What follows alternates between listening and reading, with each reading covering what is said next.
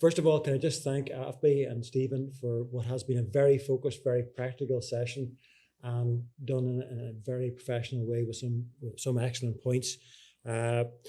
Just to quickly go through some of the points that were raised. First of all, Stephen, you brought up the benchmark, and I can assure you that the costs, if anything, have slipped up a little bit, but they're very similar.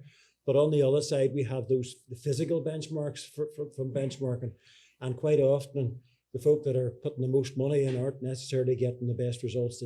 It's getting the output at the most reasonable cost.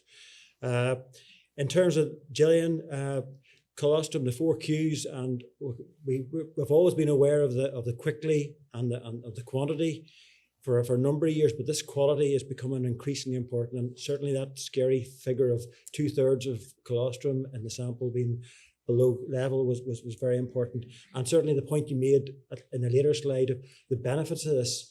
As a lazy man, I'm always looking for leverage. What will give me the most results for the least effort? And certainly that first 24 hours seems to give an incredible leverage over the cow's whole life. Aurelie, thank you very much for a reminder that we, as well as the value of vaccines, they only work if we use them properly, and to use them properly, you need to plan ahead. And that's very important. Laura, some excellent points, some obviously showing the amount of experience you have in this area. And there's a lot of those things that we are doing, that farmers are doing day and daily. And it's the attention to detail in those things that are important. Jamie, as Jamie always does, didn't pussyfoot around the subject. Hygiene, hygiene, hygiene, and allowing space for that hygiene to take place. If at a time I'd love to ask you just what your ideal calving pen looks like, and I know you have some good ideas on that as well, or an ideal calf pen is. The one big point I took from it was, in terms of the crypto, the thing you emphasised, that the biggest effect was just cleaning and leaving it and giving it time to dry and to go. And I know, Aaron, you were on one of our 5 visits there to Holland, and if I'm right, those calf producers are looking at trying to leave 20% of their facility clean and drying at any one time, even at peak time. So they try to allow adequate time, and they are the guys that are getting the results.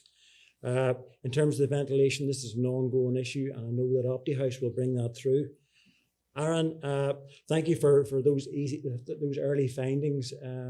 There's a lot of figures, a lot of percentages there. I know there's a lot more messages to come out of that when you get further analysis done. And I'd like to thank the farmers that have worked with my advisors to get those figures. I'd also like to thank Aaron. We did the survey, but you did a lot of the dirty work, collecting the samples and the weigh-in and so forth. So thank you very much for that. The one other point was water quality. I know one of my areas of responsibility is also pigs, and we're finding dramatic results from pig producers who are improving the quality of the water, even in older pigs. So this is somewhere where we haven't looked at very much in both young stock and calves. And finally, Amy, thank you very much for highlighting this risk assessment. We're nowhere these days without an app. As a reluctant IT adopter, I appreciate the value of them, but I think this looks like a very simple, very straightforward process that will take it through. So, in summary, thank you very much for organising this, Stephen. And the main points that I took from this today were colostrum quality. We need to focus on this more and more as we go forward. Getting the vaccine and plans in place, and hygiene, hygiene, hygiene. And thank you very much for your time. And thank you. Okay.